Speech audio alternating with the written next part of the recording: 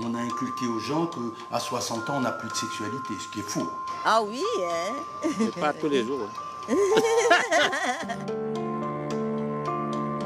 Si vous me demandez si je suis sensible au corps d'une femme, je vous répondrai oui. Je suis sensible à tout ce qui est féminin, je suis sensible à tout ce qui est charmant, je suis sensible à un sourire. Ah bah s'il y en a un qui me plaisait, je vous dis pas non, mais je vais quand même pas aller les chercher pour tous les essayer un peu. L'amour n'a pas de date de péremption. Ils ne sont pas nés vieux, ils ont eu aussi une vie affective, ils ne nous ont pas attendus. Ils flânent dans les rues de Toulouse. Ils ont plus de 60 ans, souvent un tiers de leur vie devant eux, et ont enfin du temps. Du temps pour les autres, du temps pour s'aimer, à leur rythme. Quand elle est un peu fatiguée, elle me demande de faire un petit massage. On s'aime même, c'est pas tout simplement le sexe.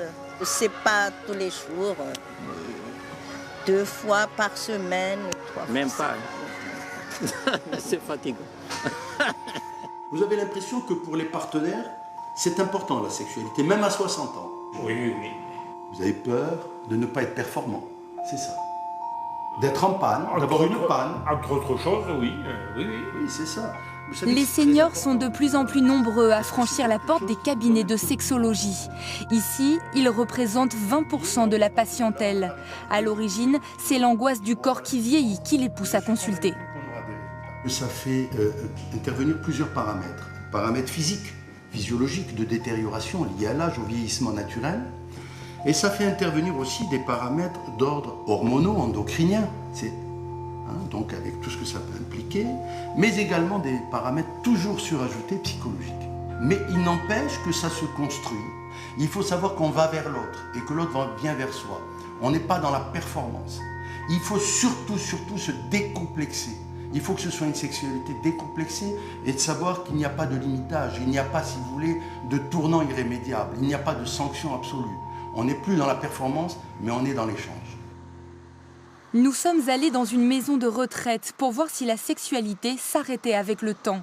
Ici, la moyenne d'âge est de 85 ans et les résidents ont perdu leur autonomie pour la plupart. Ce couple s'y est installé, mais dans des chambres séparées. L'amour jusqu'à la fin de leur jour, oui, mais avec la maladie, la sexualité n'est plus d'actualité. Ma femme a perdu beaucoup de sa tendresse. Ce que je cherche, c'est la prendre, la tenir contre moi, mais elle vit dans un autre monde maintenant, depuis 1 an. Disons que les désirs ont d'autres points d'atterrissage, la main, l'épaule, la taille, tenir une femme dans ses bras, c'est quand même une chose réelle. Ça ne part pas du jour au lendemain. Et la séduction non plus ne part pas du jour au lendemain. Ici, personne n'est dupe du petit manège entre deux veufs, Monsieur Étienne et Liliane, une ancienne danseuse de cabaret. Tu me plais. Tu me plais. Ah oui, ça. Monsieur Étienne, c'est un bon copain. Mais je n'en ferai pas un amant. C'est ma copine. Puis elle est sympa. Elle gueule pas. Contrairement aux autres. Moi, je plais peut-être, mais lui me plaît en tant que copain. Mais pas en tant que... Comme, pas autrement, quoi. Je me comprends. Tant qu'on y est, on peut risquer un coup, une fois.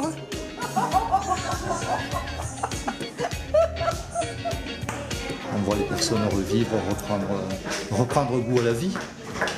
Parce que l'entrée en EHPAD est souvent un passage aussi dépressif.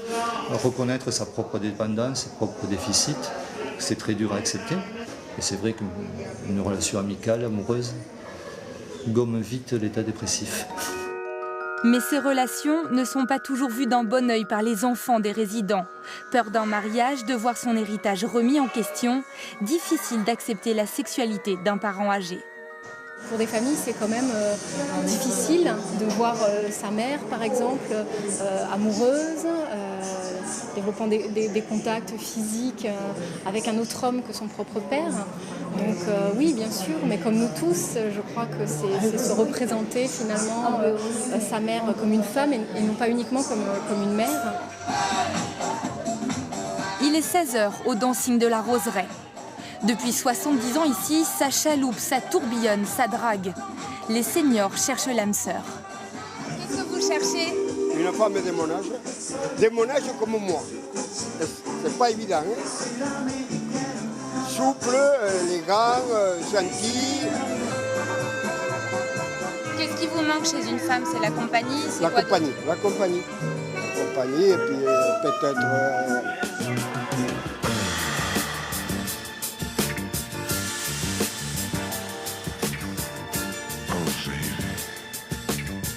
Un soir, je m'emmerdais parce que j'étais tout seul à la maison. Alors j'ai dit, j'inviterai une dame.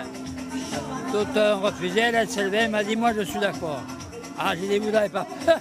Non, elle me dit. Et puis après, bon, ben, on a dansé. Et même elle a quitté sa maison toulousaine pour vivre dans un HLM avec moi. Pour moi, les seniors, c'était le symbole de la sagesse, de la discrétion, etc. Et c'est pas du tout ça. Parce qu'ils ne jouent pas à la PlayStation. Hein. Moi, je vous garantis que c'est pas de la rigolade. Et dans les endroits où je travaille, où il y a des parkings, on est obligé en fin de soirée d'aller demander aux gens qui sont dans les voitures de bien vouloir dégager, quoi. Puis c'est marrant parce que les voitures ne roulent pas, mais ça bouge. Au point qu'ils ont perdu le réflexe du latex. En France, les seniors sont de plus en plus nombreux à contracter des maladies sexuellement transmissibles. Le sexagénaire serait-il donc celui qui est enfin arrivé à l'âge du sexe?